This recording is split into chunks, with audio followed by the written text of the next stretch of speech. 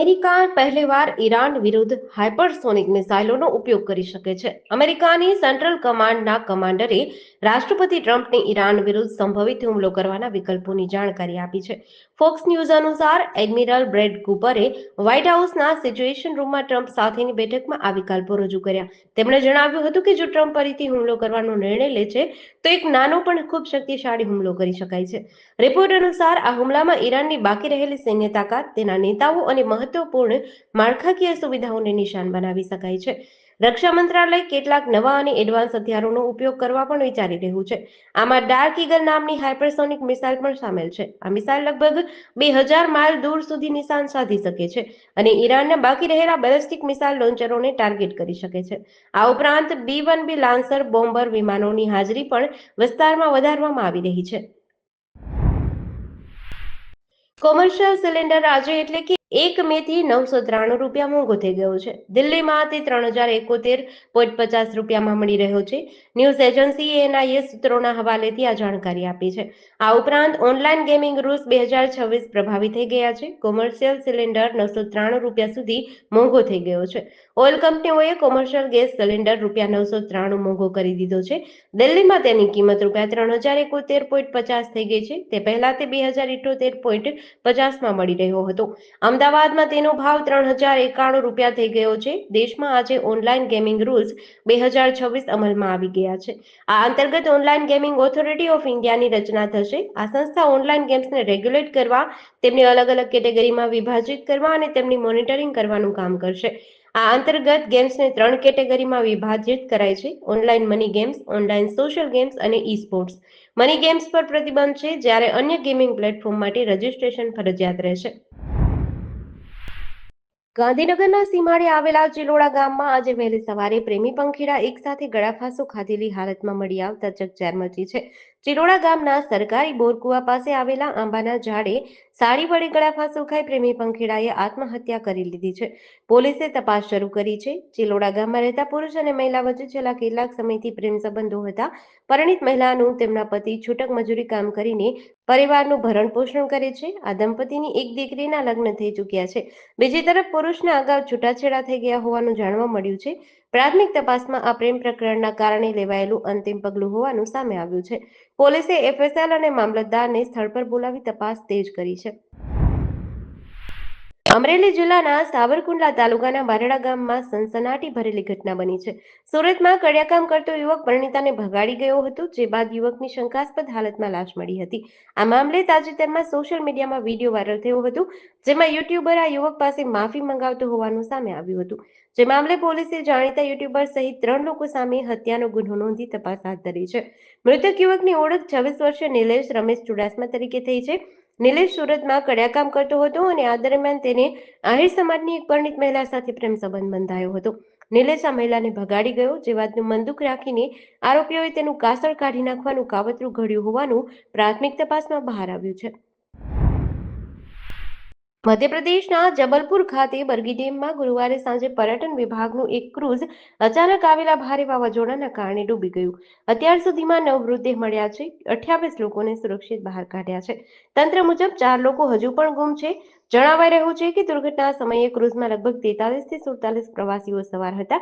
ફક્ત 29 લોકોને જ ટિકિટ અપાઈ હતી.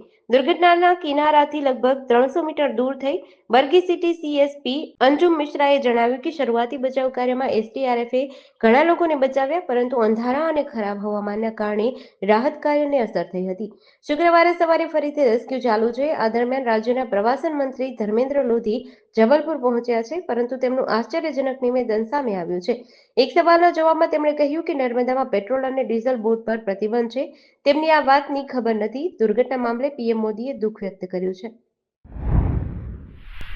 ગુજરાત રાજ્યમાં ચૂંટણી પૂર્ણ થતાની સાથે જ હવે નાગરિકો ઉપર ફરીથી નિયમોના ભંગ બદલ દંડનીય કાર્યવાહી કડક કરવા માટે ગુજરાત પોલીસ એક્ટિવ થઈ ગઈ છે.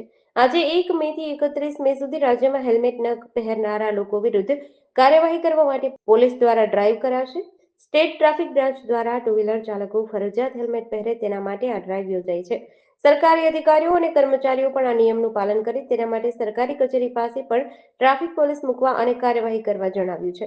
સ્ટેટ ટ્રાફિક બ્રાન્ચના ઇન્ચાર્જ પોલીસ અધિક્ષક મકરંદ ચૌહાણ દ્વારા પરિપત્ર જાહેર કરવામાં આવી જણાવ્યું છે કે વર્ષ 2025માં જુલાઈ મહિનામાં ગુજરાત રોડ સેફ્ટી ઓથોરિટી અને સ્ટેટ રોડ સેફ્ટી કાઉન્સિલની બેઠક મળી હતી, જેમાં સુરત શહેરમાં હેલ્મેટની અમલવારી ખૂબ સારી રીતે થઈ હોવાથી તે મુજબ અમદાવાદ, રાજકોટ, વડોદરા જેવા મોટા શહેરોમાં પણ તબક્કાવાર હેલ્મેટની ચુસ્તપણે અમલવારી કરવા તેમજ રાજ્યના અન્ય શહેર જિલ્લાઓ ખાતે કાર્યવાહી કરવા જણાવવામાં આવ્યું છે.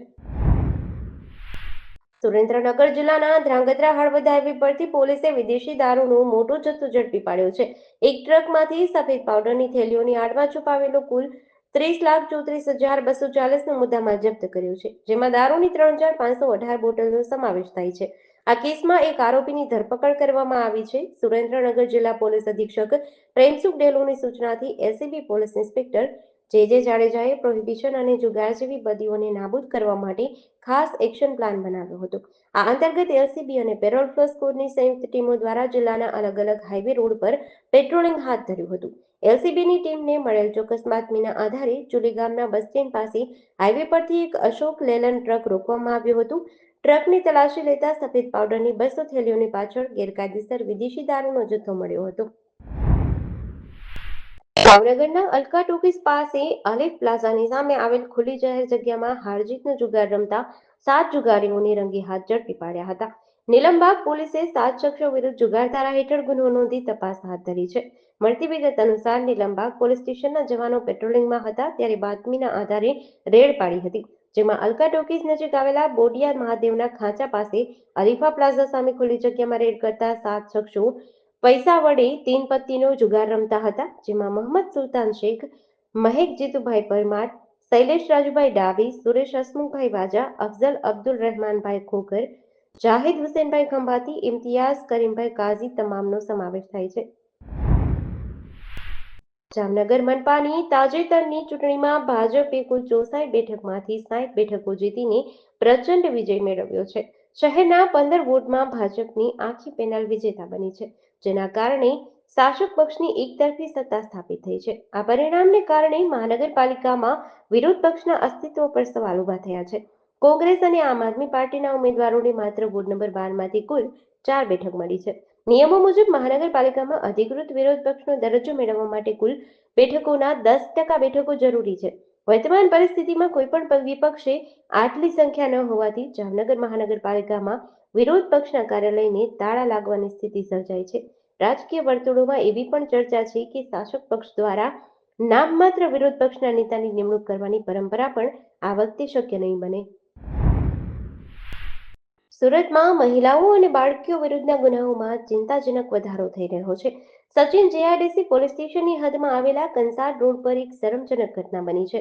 ગોકુલધામ સોસાયટીમાં કરિયાણાની દુકાન ચલાવતા 47 વર્ષીય પ્રભુલાલ માલીએ 11 વર્ષની માસૂમ બાળકી સાથે છેડતી કરતા સમગ્ર વિસ્તારમાં રોષ ફેલાયો છે. ઘટનાને પગલે સ્થાનિકોમાં ભારે રોષ જોવા મળ્યો. લોકોએ આરોપીની દુકાનની બહાર એકત્ર થઈ વિરોધ કર્યો હતો. 30 એપ્રિલ ગુરુવારે સવારે 11 વાગ્યે 11 વર્ષની બાળકી પ્રભુલાલની દુકાને પાવડર લેવા ગઈ હતી. પાવડર લીધા બાદ બાળકીએ બાજુની આઈસ્ક્રીમની દુકાનમાં પેપ્સી વિશે પૂછપરછ કરી. તે સમયે દુકાનમાં અન્ય કોઈ ગ્રાહક ન હોવાથી આરોપીએ બાળકીને લાલચ આપી કે પેપ્સી અંદર ફ્રીજમાં છે, તું જાતે લઈ લે. માસૂમ બાળકી જેવી દુકાનની અંદર ગઈ, આરોપીએ તેની સાથે અડપલા કરવાનું શરૂ કર્યું. એટલું જ નહીં, બાળકીના છાતીના ભાગે હાથ ફેરવી અડપલા કરતા હેબતાઈ ગઈ હતી. બાળકી હિંમત દાખવી નરાધમની પકડમાંથી છૂટીને સીધી ઘરે ભાગી ગઈ હતી.